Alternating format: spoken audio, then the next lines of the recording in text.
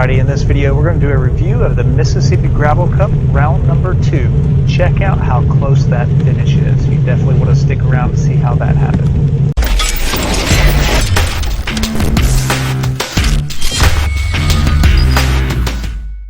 Alright guys, just want to do a quick shout out to Vinnie Jane Photography, working very hard to bring some amazing photos to us from the event. It was just awesome to see all these pictures and be able to look back. Usually while you're busy riding or racing, it's awesome to be able to go back and look at this. So definitely support her with this. If you can, go to the website vinniejane.com. I'll put a link down in the description below, so be sure to visit that, order you some pictures. Also at the end of the video I'm going to have a link to the raw footage of this whole race that I was able to capture, most of the stuff right at the beginning and right at the end. So if you want to watch the raw footage, or you just want to hear tires crunching gravel while you're at work, definitely check out that video. Okay, the Mississippi Gravel Cup is put on by Ordinary Epics, which is run by Jason and Wendy Shearer, and they are absolutely amazing with their events. So much fun. This is my first time doing an event run by them, and the it's top notch. Okay, top notch. Great event. Everything's organized. Food was awesome. Swag was great. Just an all-around great event. So the Mississippi Gravel Cup is actually a 4-race series. Oxford actually already took place. I made it over to Hattiesburg, and we'll have to say I will be doing more of these in the future. If you can, sign up for all 4 of them. It's amazing. You can actually sign up ahead of time, and I believe it's a little bit better deal, and you get a really cool swag box as well. So definitely check that out. But great series. Okay, as you can see here, the race will take place right outside of Hattiesburg in Mississippi. We'll zoom in right here in a location called Camp Shelby. You have New Augusta and Beaumont right close to this area. And really this was a National Force / military training grounds, I guess. You would have it where Humvees and tanks would be driving around. They had one location that was like a pretend village in Iraq or something of that nature. But anyways, either way, it had amazing gravel. Here's Holland trying to get air for his tires. We're getting ready. It's about 8:30. Roll out in about 30 minutes. Marking that reroute. A bunch of people rode with us in Oxford a couple weeks ago. Yeah? Raise your hand. Who was in Oxford? Yeah, a bunch of Oxford riders. So, we've moved to a stake system this year for course marking. So these are the course markers for the 50-miler. Right. And then after the turn, you'll see another stake, like a confirmation stake, about 50 to 100 feet up. You guys ready to ride the bike? All right, thank you guys. Go.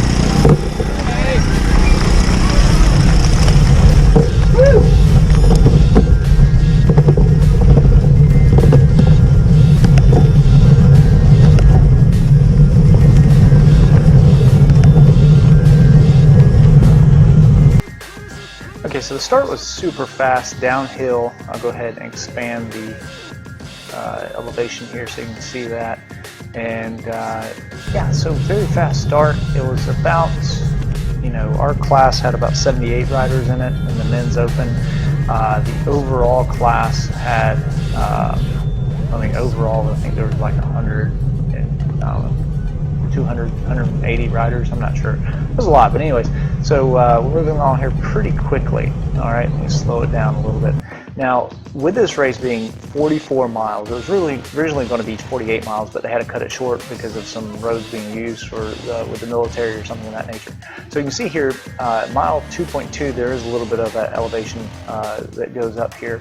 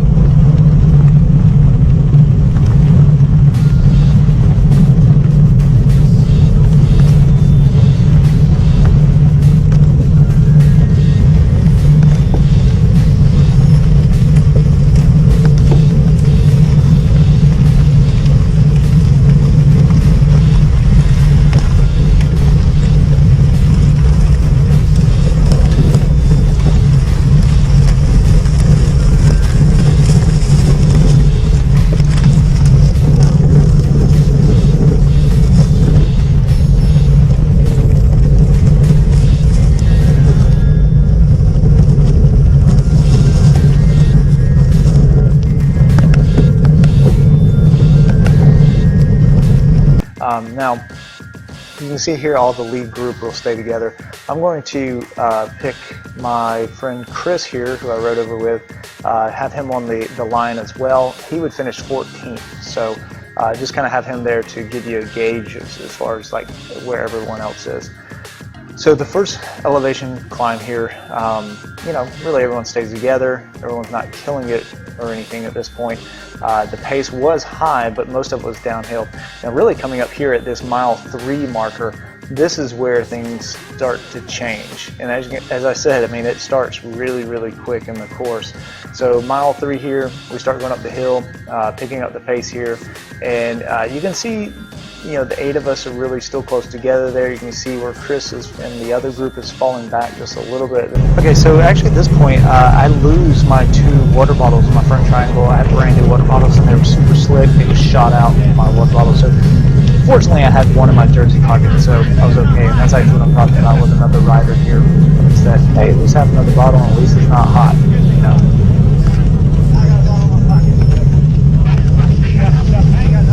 So going up this first climb, or this mile 3 climb, you can see it's really loose gravel. You can lose a lot of ground here if you get mixed up, or crossed up, I should say. And you can hear coming up Brandon, who is the leader of the race series, is on the right there. You can hear a ping going on. Just a second. Yeah, he broke a spoke at the very beginning, so that's that noise you hear.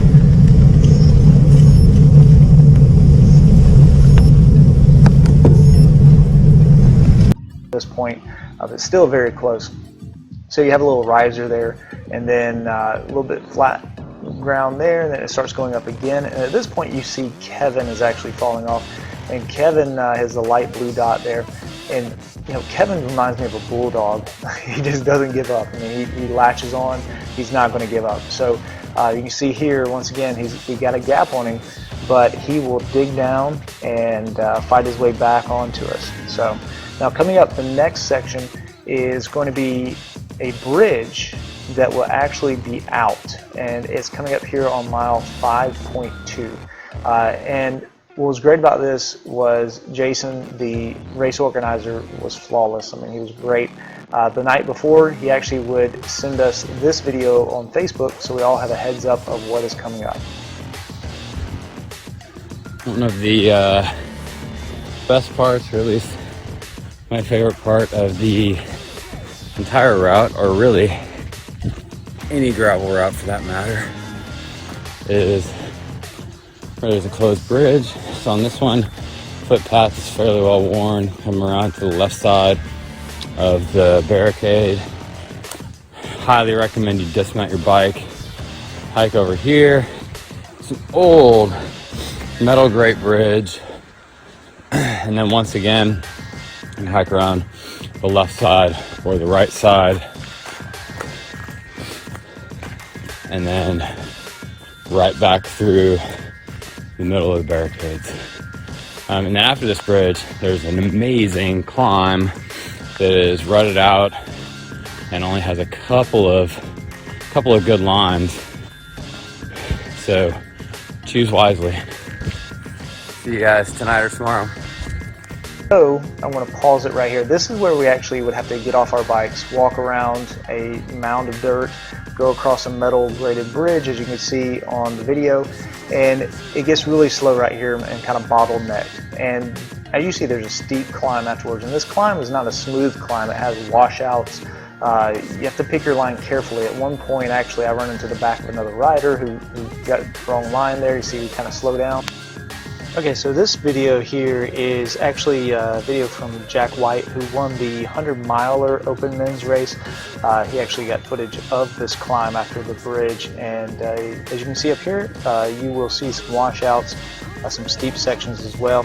He only lives about 30 minutes away, so he said he was able to ride around the bridge and really figured out you know, how to ride this climb. So I will put a link in the description below of his channel, so if you want to go check out his video there, you can see some details of the course through his video as well. But you can see a lot of rooty sections or washouts, some mud right there, and like I said, that's where several people in front of me actually would stall and I would hit them.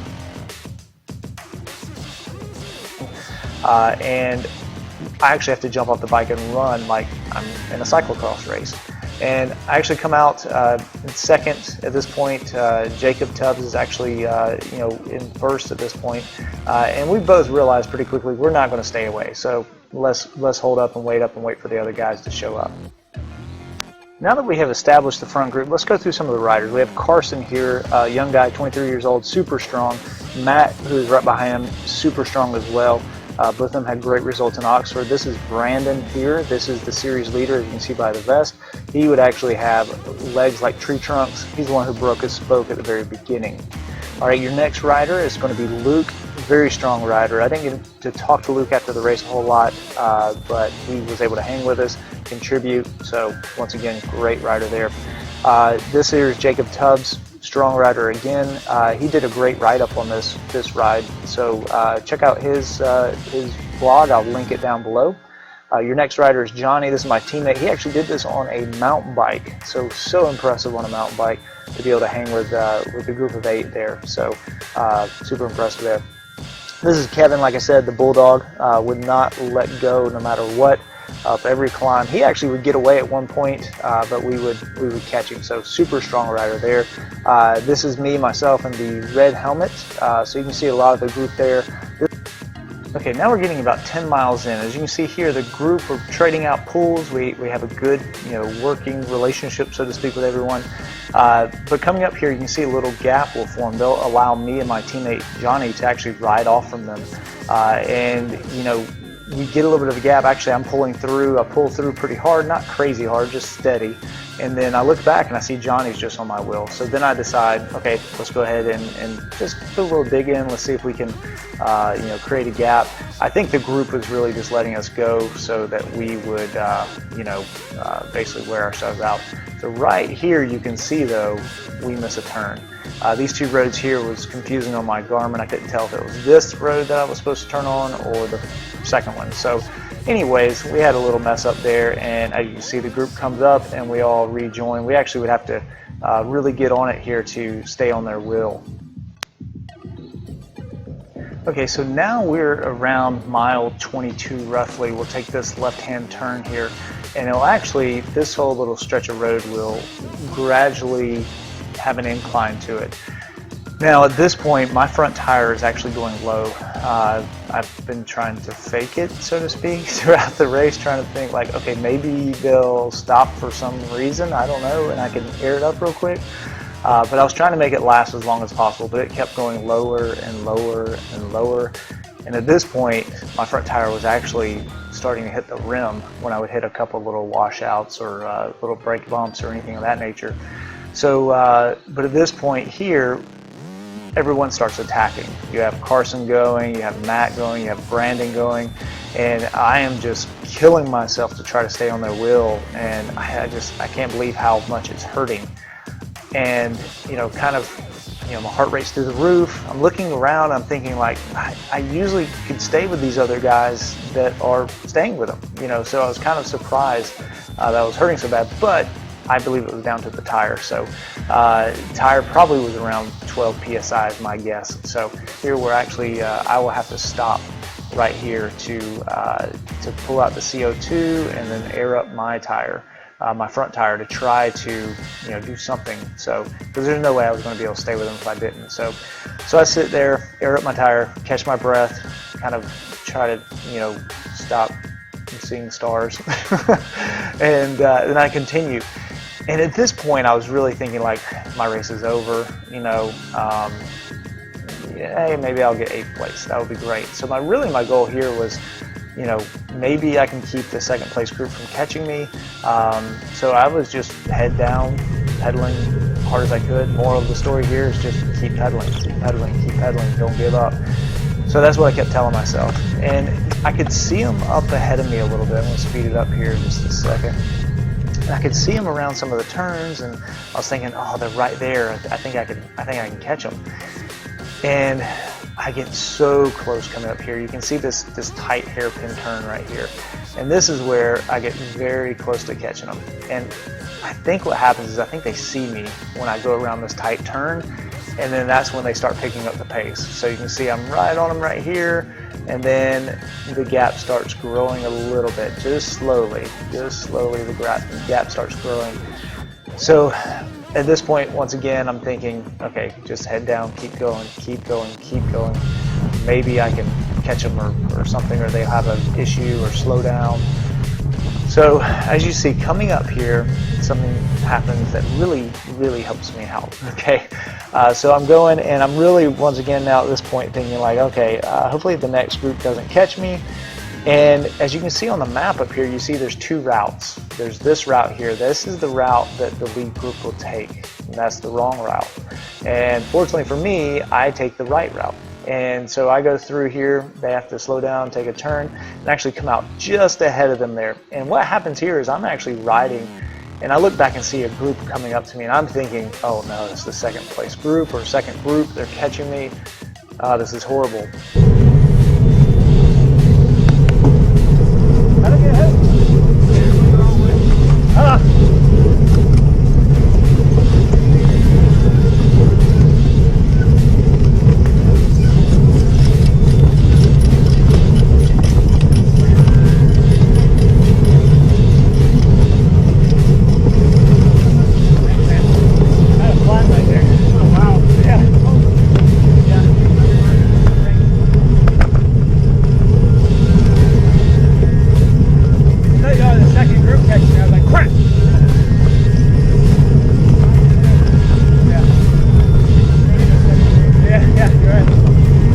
Then when they will actually kind of get up to me, it really took them longer to catch me than I thought it would have. But so they're coming up to me, and I realized at that point that, oh wow, this is the lead group. I can't believe it. I was actually in first place. So I was in first place there for a little bit, but they would catch me, and I was really solo for about 10 miles there, you know, trying to catch on, and then when I was in the lead for just a little bit. So at this point, the rest of the race, I'm really just happy to be in this group, you know, and I wasn't going to try any attacks or anything. My legs were pretty tired at this point, and would really just be content with a sprint, and everyone else would be too. So we roll in through these beautiful roads here, coming up to the end. All right, so here we are. We're going in line here, headed to the finish. You have Carson in third wheel, Brandon, the series leader, sitting in second, and you got Matt in the front. And what is so impressive about this is we're good ways from the finish line, and Matt is just drilling it up at the front. And he did a lot of work all day too at the front, so very impressive there. Carson here, as you can see, he starts tightening his shoes down, getting ready for the sprint that's coming up. And I feel pretty good about my position at this point, sitting fourth wheel. I didn't know what was coming up. This is the first time I've done this race, so I really didn't know what the finish line was going to be like. I know Jacob, he knew what was coming up, but coming around, you know, you start coming around the turn up here, and you can kind of see the finish line coming, and you start seeing the orange cones. And actually, I see them, and it's kind of like one of those things like, you know, is this real? Is this really the finish? So immediately, right here, the finish line is right up at the crest of that next hill up there. And so pace is really being pushed here, and I'm ready to go. I start going, but then Jacob comes on the right. Jacob comes there, smart move on his part. So he gets the jump on me. I have to back off the power a little bit, and then I'm trying to have to get around him and then go up on the right side. But by that point, my legs were done, and I was so tired. And right here, Carson almost pips me at the line. It's so close. He was coming on so fast. Moral of that story, once again, do not give up. Keep pedaling. All right, so let's look back at that fourth, fifth place finish. Look how close it is. So close there. Sorry the picture is not in better quality, but that just gives you an idea of how close it was. What we'll do is we'll zoom in here and get a better image of up close. And if you look at the two axles here, Jason had to make a super hard decision here, but if you look, you can see that my axle is just hitting the white line. If you look up at Carson's axle, which is the bright orange circle, you can see that his is not quite at the white line yet. So close. I'm just glad I didn't have to call it.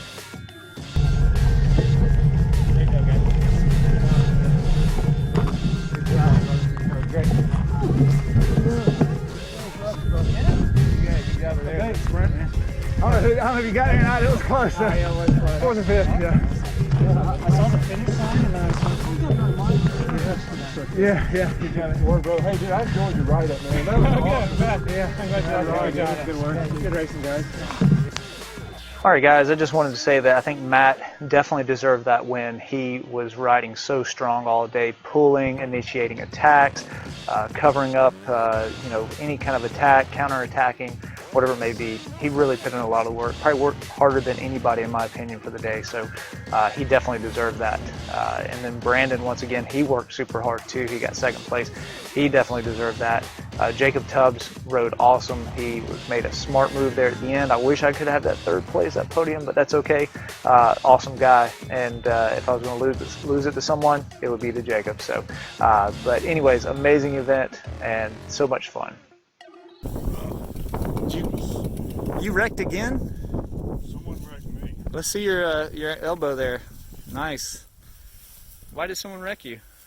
As soon as that first hard gravel part, and the little skinny tires got sideways right in it. Uh-huh. I went right into the back of him, tucked and rolled. Two people run right over me. I see a chain ring on your back. Good night. Look at that. It's a chain. Yeah, freaking hurt. I got piles. Daggone. You're not bleeding back there, are you? I don't know. Oh, dang, yeah, right there. Wow. Thank you so much for watching. If you've enjoyed this content, be sure to subscribe below. Also, if you'd like to see the bike that I rode, click right up here. And thank you again for watching.